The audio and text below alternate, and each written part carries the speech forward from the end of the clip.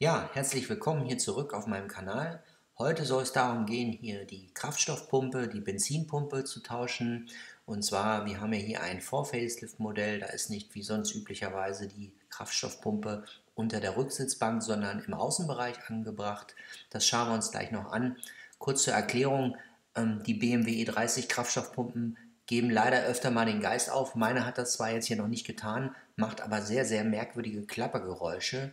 Ähm, ja, ich habe erst gedacht, es liegt an was anderem, aber letzten Endes konnte ich hier feststellen, indem ich mich unter das Auto gelegt habe, dass die Geräusche von der Benzinpumpe kommen. So, und ich habe hier keine Lust, dass mir das Teil irgendwann ausfällt, sodass wir das Teil jetzt hier tauschen. Ähm, eine Sache noch, es liegt nicht unbedingt daran, dass die letzte Benzinpumpe, die ich hier eingebaut habe, ein Billigteil ist, sondern ich hatte auch bereits schon mal eine Bosch-Pumpe, die nach 2,5 Jahren dann einfach den Geist aufgegeben hat. Also es ist nicht unbedingt ja, so, dass man sagen kann, eine teure Pumpe ist unbedingt besser. Naja, letzten Endes ist es eine Glückssache. Es ist eine ärgerliche Sache. Das einzig Gute, der Tausch der Benzinpumpe geht relativ schnell und es gibt diese Pumpen auch ziemlich günstig zu kaufen. Steigen wir ein hier mit unserer Seite. Wir haben das Auto hier aufgebockt und hier drunter befindet sich die Pumpe. Fahrerseite hinten links. Und hier könnt ihr die neue Pumpe sehen. Eine blaue Pumpe. Im Prinzip sind hier nur zwei Anschlüsse. Ne? Einmal der Ausgang und einmal der Eingang. Und dann haben wir noch zwei elektrische Anschlüsse. Wir machen hier zunächst die alte Pumpe ab. Die ist hier mit einem Kabelbinder fest, weil hier schon der Halter abgebrochen war, beziehungsweise die Schraube abgerissen ist. Und ich hatte den damals jetzt hier mit einem Kabelbinder ganz pragmatisch befestigt. Hier ist dieser Metallhalter, der lässt sich hier nicht so ohne weiteres abmontieren, sondern ihr müsst im Prinzip oben an eine Schraubverbindung ran, um den nachher auseinanderzubauen. Wir fangen jetzt aber zunächst hier an mit unseren Schraubverbindungen. Ich fange jetzt hier zunächst an, die Schlauchschelle in der Nähe des Druckspeichers, hier rechts dieser runde schwarze Kasten zu lösen. Rechnet damit, dass etwas Sprit austritt. Legt euch einen Lappen an die Seite, dann könnt ihr diesen Sprit so ein bisschen auffangen. Guckt, dass euch das nicht alles ins Genick läuft. Auf der linken Seite haben wir auch einen Schlauch, aber um an die Verbindung richtig ranzukommen, mache ich zunächst hier die Gummikappen der elektrischen Anschlüsse ab und wir verwenden hier einen 8er Maulschlüssel. Diese Anschlüsse haben zwei unterschiedlich große Muttern, einmal eine 8er und einmal eine 7er. Ihr könnt die im Prinzip nachher auch nicht verwechseln, wenn ihr die Pumpe wieder anschließt.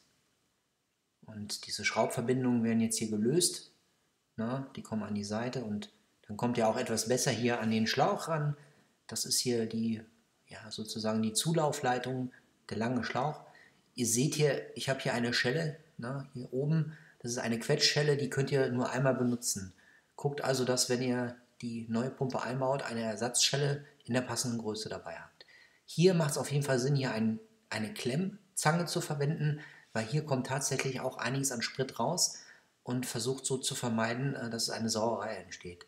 Ja, eine Sauerei kann auch entstehen, wenn ihr hier diese Quetschverbinderschelle löst. Ihr seht hier, klack, ich breche hier auch noch den Anschluss ab der Pumpe. Gut, es ist eine alte Pumpe, ist nicht so schlimm. Solltet ihr das Ganze bei einer Pumpe machen, die ihr wiederverwenden wollt, solltet ihr darauf achten, dass ihr das Teil nicht abreißt. Ist das Ganze gelöst, kann man hier diesen langen Schlauch an die Seite packen, dass der euch hier nicht im Weg ist, und im nächsten Schritt können wir jetzt auch hier das kurze Schlauchstück an der rechten Seite der Pumpe lösen. Das lässt sich relativ gut machen. Man kann auch etwas nachhelfen mit einem Schraubenzieher. Die Arbeitsposition hier unter dem Auto ist etwas unbequem. Ne? Ihr liegt ja unter dem Auto, habt auch nicht so viel Platz. Ich habe hier auch zwei Scheinwerfer verwendet, um einfach ein bisschen mehr zu sehen. Also rechnet nicht damit, dass es allzu spaßig ist, hier unter dem Auto zu liegen. Ja, hier sieht man jetzt, wie der Sprit ausläuft. Das ist aber, wie gesagt, nicht so viel auf der Seite. Wenn das getan ist, könnt ihr jetzt hier diese Halterung abschrauben. Wir haben einmal links hier eine Schraube bzw. eine Mutter. In der Regel ist rechts auch noch eine, die fehlt bei mir allerdings schon. Das war von Anfang an schon so. Und ja, wenn ihr die Pumpe jetzt hier runterzieht, dann kommt ihr auch an den oberen Schraubverbinder ran. Und wenn diese Schraubverbindung gelöst ist, könnt ihr auch diese Schelle hier abnehmen, um die Pumpe quasi abzunehmen. Und man sieht hier, Die Pumpe ist hier umwickelt bzw. eingepackt in eine Gummihülle, die vor Vibrationen schützt. Hier sieht man noch die neue Pumpe und die alte Pumpe. Es ist das gleiche Modell. Ja, leider hat hier die Pumpe, die ich eingebaut habe, nach einiger Zeit hier Geräusche gemacht, und zwar nicht die üblichen Geräusche wie häufig bei BMW, dieses Summen, sondern ein merkwürdiges Geklapper und ganz, ganz merkwürdige Geräusche, aber eindeutig ist das der Benzinpumpe zuzuordnen. Ich benutze hier etwas Bremsenreiniger, ne, mit Hilfe eines Schraubenziehers und Bremsenreiniger kann ich hier diese Gummihülle abziehen von der alten Pumpe. Und ja, die kommt jetzt wieder drauf auf die neue. Ne, das ist einfach wichtig, ein Vibrationsschutz. Es kann auch sein, dass eure Pumpe etwas anders aussieht oder dass ihr diese Hülle nicht habt. Die habe ich einfach noch von der vorigen Pumpe übernommen. Bremsenreiniger hilft hier beim Überstülpen. Der Bremsenreiniger flutscht und verdunstet relativ fix, sodass die Hülle nachher richtig fest ist. Ne, also Bremsenreiniger ist für solche Gummiteile immer eine feine Sache.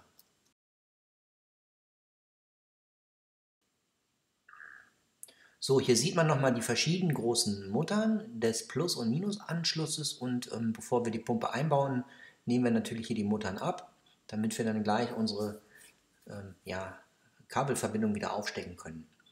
So, zunächst bereiten wir hier den Schlauch vor. Ich habe hier eine neue Schlauchschelle, diesmal zum Schrauben, die wird aufgesteckt, und dann könnt ihr euch wieder unter das Auto legen und die Pumpe wieder einbauen.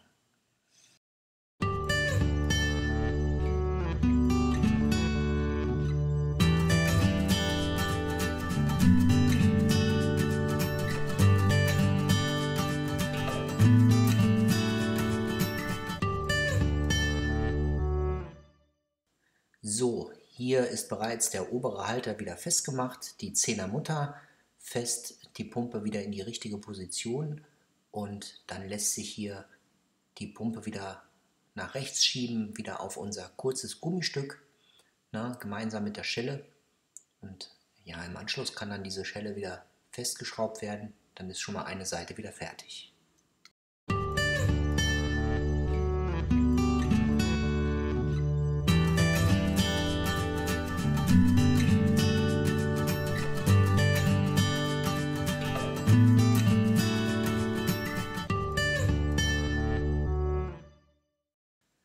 So, wenn jetzt die rechte Seite fertig ist, dann kann man hier schon den langen Schlauch wieder vernünftig verlegen. Achte darauf, dass der hier nicht eingeklemmt wird.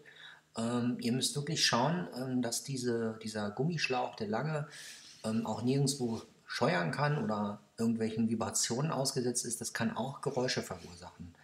Ne? So, jetzt haben wir hier die beiden Schrauben bereits festgemacht und die Pumpe jetzt an ihren beiden Haltepunkten, die ja waagerecht nebeneinander liegen, festschrauben. Ne? Den einen könnt ihr jetzt nicht sehen, aber die Pumpe ist jetzt hier soweit schon mal fest, sodass wir hier unsere Steckverbindung wieder aufsetzen können, links und rechts. Und wie man oben sieht, ist hier auch bereits der lange Schlauch schon aufgesetzt, allerdings noch nicht festgeschraubt.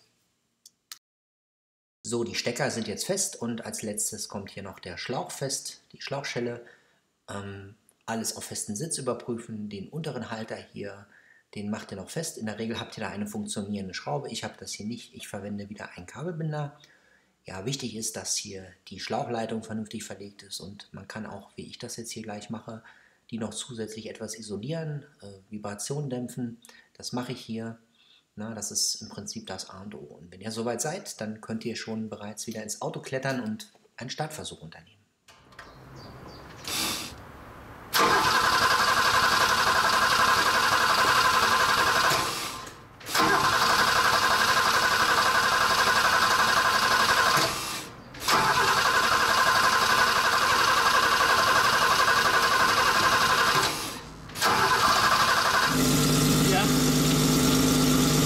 Merkst du, das macht jetzt Lärm, ne? Siehst du da? Das ist das Loch.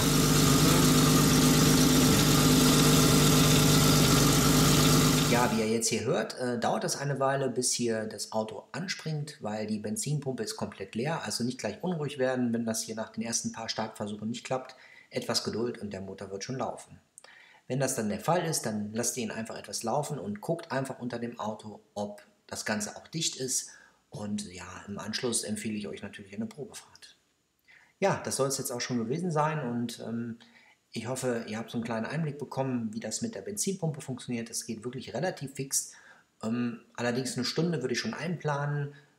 Ja, das Ganze ist so ein bisschen ätzend, weil eigentlich dürfte so eine Benzinpumpe nicht so häufig kaputt gehen. Aber ja, so ist es nun mal und hoffen wir mal, dass die nächste Benzinpumpe weniger Probleme macht. Und ja, ich würde mal sagen, wir sehen uns bald.